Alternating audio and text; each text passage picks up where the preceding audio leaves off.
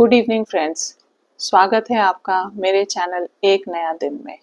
पिछले वीडियोस में आपने देखा कि हमने पेशेंट की और केयर गिवर की तैयारी करवा दी।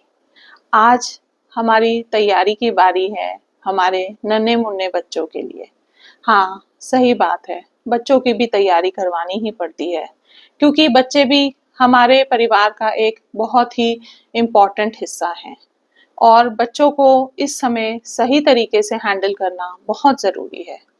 तैयारी नंबर 1, पहली जो तैयारी है, जैसे ही आपको बीमारी के बारे में पता चले और घर में इसके बारे में डिस्कशंस चालू हों, आप बच्चे को शांत माहौल में बिना किसी डर, घबराहट, शोर शराबे के ये समझाएं कि घर के किस सदस्य को इस प्रकार की बीमारी हो गई है, यह बीमारी थोड़ी लंबी चलेगी और इसके कारण अब है पहले जैसा व्यवहार आपके साथ नहीं करेंगे। बच्चा अगर मेंटली मानसिक रूप से इस तरह की बात के लिए थोड़ा तैयार रहता है तो उसको कम घबराहट और कम डर लगता है। नहीं तो कई बार बच्चे बीमार व्यक्तियों को देखकर बहुत ज्यादा डर जाते हैं। दूसरी तैयारी हमें करनी है कि जो वह बीमार मेंबर है, बच्चे की लाइफ में कोई ना कोई रोल प्ले करता होगा। माता है तो खाना बनाती होंगी, पिता है तो स्कूल छोड़ने जाते होंगे, उनके साथ स्पोर्ट्स में जाते होंगे। तो जो भी रोल उनका है उसको आप कोशिश करें कि शुरू से ही किसी आउटसाइड हेल्प को दे दें। जैसे खाना बनाने के लिए कुक लगाना, स्कूल छोड़ने के लिए स्कूल वैन या ड्राइवर हायर करना। क्योंकि बच्चा जितनी जल्दी इस सिचुएशन से एडजस्ट होगा उतना आपके लिए आसान होगा।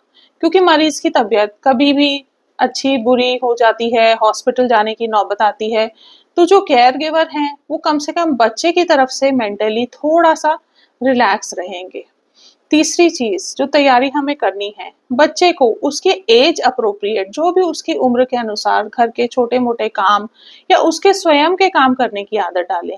जैसे अगर बच्चा खुद नहा सकता है, खुद अपनी यूनिफॉर्म पहन सकता है, अपने बैग को जमा सकता है, तो धीरे धीरे उसको इंडिपेंडेंट बनाए और उसको ये सब काम करने की आदत डालें। बच्चे यदि बड़े हैं तो उनसे किचन में थोड़ी हेल्प लेना, उनको कुछ काम बाहर के बताना, ये सब भी करना शुरू करें। बच्चे हमारी समझ से ज्यादा ही इंटेलिजेंट होते हैं, मैंने देखा है। हम कई बार उन्हें इंडिपेंडेंट नहीं बनाते, पर अब सिचुएशन ऐसी है कि टाइम आपका बहुत इंपॉर्टेंट है, कीमती है, तो बच्चे को धीरे धीरे अपने लायक आप बना दें। चौथी तैयारी जो हमें करनी है, तो बच्चे को इमरजेंसी सिचुएशन से थोड़ा सेंसिटाइज करना। मतलब कि बच्चे को इमरजेंसी की थोड़ी हल्की समझ आनी चाहिए, समझाना चाहिए। जैसे कि कभी मरीज को कर चक्कर आ जाए, मरीज को झटके आ जाए, मरीज बेहोश होके गिर जाए, तो बच्चे के दिमाग में अगर थोड़ी ये समझ होगी तो वह कम से कम घर के बाकी बड़ों को बता सकेगा। बड़े यदि घर में अवेलेबल नहीं है तो जो हाउस हेल्प अवेलेबल है उसको वो बता सकेगा। बच्चे के ध्यान में अगर इस तरह की बातें रहेंगी तो वो कम से कम मदद मांग सकेगा। इसके साथ ही हमारी अगली तैयारी ये होनी चाहिए कि बच्चे को फोन का इस्तेमाल सिखाएं। आजकल बच्चे बहुत जल्दी फोन यूज करना सीख जाते हैं, परंतु हमें करना क्या है, उन्हें इमरजेंसी में किसको कांटेक्ट करना है यह समझाना बहुत जरूरी है। आप उन्हें पहले से बता के रखें कि कुछ भी अगर उन्हें लगता है कि घर में सही नहीं है तो वह किस नंबर को कॉल करें। और प्लीज मेरी आपसे पिछली वीडियो में भी रिक्वेस्ट थी, इस वीडियो में भी मैं आपसे रिक्वेस्ट करूंगी कि फोन पे पासवर्ड्स ना डालें। फोन आपका ऐसा होना चाहिए कि कोई भी उसे कभी भी इस्तेमाल कर सके। और बच्चे को स्पेशली आप अगर बाहर जा रहे हैं तो कोशिश करें लास्ट डायल नंबर इमरजेंसी का रखें ताकि बच्चा आसानी से उस नंबर पे संपर्क कर सके। किसी घर में अच्छी जगह पे दीवार पे या किसी पेपर पे बड़े बड़े अक्षरों में इमरजेंसी कॉल नंबर्स आप नोट करके चिपका दें ताकि ना सिर्फ आपका बच्चा परंतु बाकी जो हाउस हेल्प भी है वो उन नंबर्स पे कांटेक्ट कर सके। हमारी अगली तैयारी बच्चे के साथ ये होनी चाहिए कि बच्चे को कुछ समय के लिए अपने घर से बाहर रहने की, बाहर कुछ समय सोने की, अपने रिश्तेदारों के घर में अपने माँ बाप के बिना रहने की आदत होनी चाहिए। कुछ आपके ट्रस्टेड कलीग्स, कुछ आपके सहयोगी फ्रेंड्स जिन पे आप भरोसा कर सकें, कुछ रिश्तेदार जैसे दादी नानी, कोई भी कुछ समय के लिए बच्चे को वहां अकेला छोड़ना शुरू करें। पहले 2 घंटे, 4 घंटे, 6 घंटे, एक रात, 2 रात। क्योंकि होता ये है कि कभी हमें अगर हॉस्पिटलाइजेशन की नौबत आई तो अक्सर हॉस्पिटल्स में बच्चों को रात रुकने की परमिशन ही नहीं होती, कहीं कहीं हॉस्पिटल में एक्स्ट्रा बेड्स नहीं होते। तो ऐसी सिचुएशन में अगर आपके बच्चे को कभी किसी रिश्तेदार के, किसी दोस्त के घर रुकना पड़े, तो उसको अटपटा नहीं लगना चाहिए। उसे ऐसा नहीं लगना चाहिए कि मेरे माँ बाप ने मुझे अचानक क्यों छोड़ दिया। उसके लिए ये एक नॉर्मल सी बात होनी चाहिए। उसे ये समझ में आना चाहिए कि हाँ, ऐसा हो सकता है, ऐसा कभी भी हो सकता है। तो इस चीज की जो नॉर्मेलिटी है उसके दिमाग में तैयारी करें। और अगली तैयारी ये है कि पेशेंट को जो भी बीमारी है उसको बच्चे से इंट्रोड्यूस कराएं। जैसे फॉर एग्जाम्पल, मान लीजिए बच्चे के दादाजी का हाथ पैरालाइज्ड हो गया है, हाथ काम नहीं करता है। एग्जाम्पल मैं दे रही हूँ कि बच्चे को आप कैसे हल्के फुल्के शब्दों में उसकी समझ के अनुसार आप ये बता सकते हैं कि देखो, दादाजी का काम बहुत समय से उनका हाथ काम कर रहा था, बहुत मेहनत कर रहा था, अब वो हाथ थक गया है।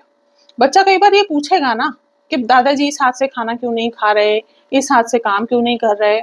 तो ऐसे सवालों का जवाब आप इस तरह के हल्के फुल्के अंदाज में दे सकते हैं कि दादाजी के हाथ ने कितने साल काम किया, अब थोड़ा आराम तो बनता है। तो इस तरह की बातें बच्चा समझ जाएगा और बच्चा उस तकलीफ को, उस बीमारी को नॉर्मली एक्सेप्ट करने लगेगा, बजाय के अरे देखो हाथ खराब हो गया, अब तो ये हाथ चलेगा ही नहीं, अब ये जीवन भर ऐसे ही रहेंगे। इस तरह की बातें बच्चे के सामने तो बिल्कुल भी ना करें, क्योंकि बच्चे को बीमारी से डराना नहीं है।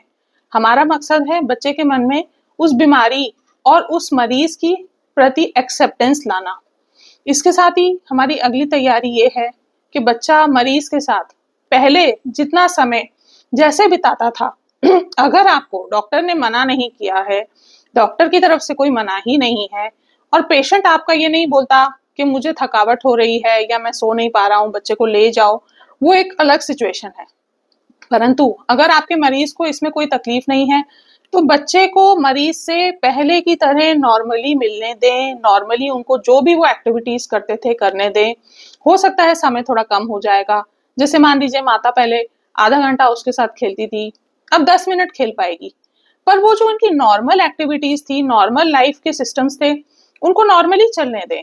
उसमें ज्यादा ये करना, नहीं नहीं मरीज के कमरे में मत जाओ, नहीं नहीं उनसे ज्यादा बात मत करो, ये क्यों करना है। अगर डॉक्टर ने बोला है कि नहीं इनको अलग कमरे में रखो, इनको कोई तंग ना करे, अलग बात है।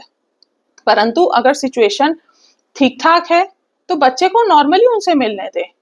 और हमारी अगली तैयारी ये होनी चाहिए कि बच्चे की साइकोलॉजी को, बच्चे के जो थॉट प्रोसेस हैं, उनको हमें एक न्यूट्रल पार्टी, एक थर्ड पार्टी, एक पर्सन जो हमारे घर का ना हो, वो कोई काउंसलर हो सकता है, कोई टीचर हो सकता है, कोई रिलेटिव हो सकता है, उनसे आप ये कहें कि प्लीज हमारे बच्चे से बात करें। कई बार क्या होता है, हमें लगता है बच्चा नॉर्मली सब चीजें समझ रहा है, पर ऐसा हो सकता है कि बच्चे के मन में कोई भय हो गया हो, बीमारी को लेकर कोई उसकी शंकाएं हैं जो वो घर के लोगों से नहीं डिस्कस कर पा रहा है।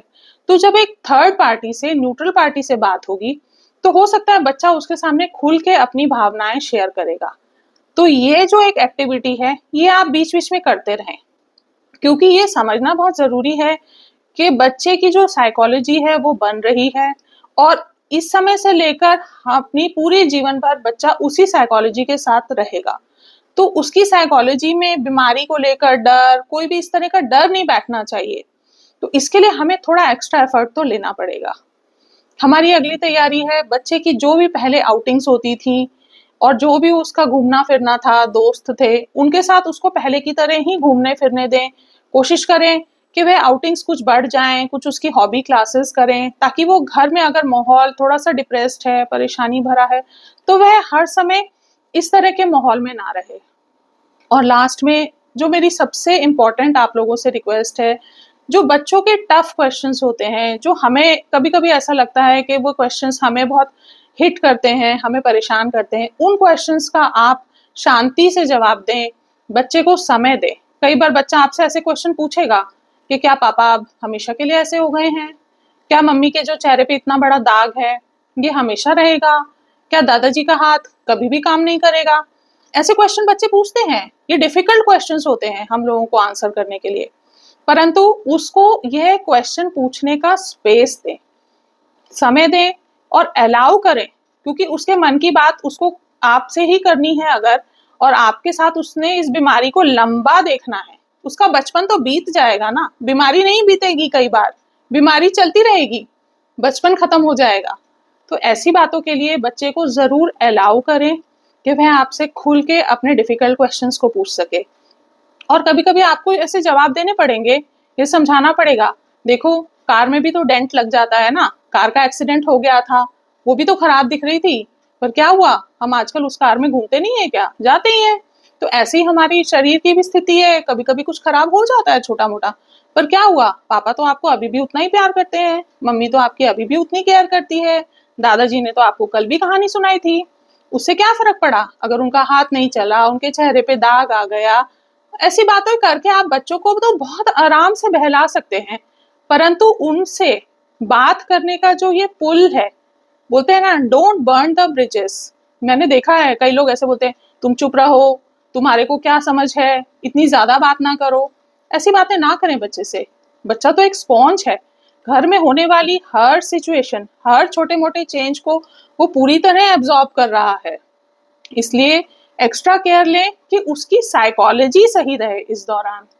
आशा करती हूँ आपको मेरी ये डिस्कशंस पसंद आ रही हैं। आप लाइक, शेयर और सब्सक्राइब करिए और मुझे ज़रूर ये बताइए कि इस तरह के डिस्कशंस में आप और कौन से टॉपिक्स चाहते हैं।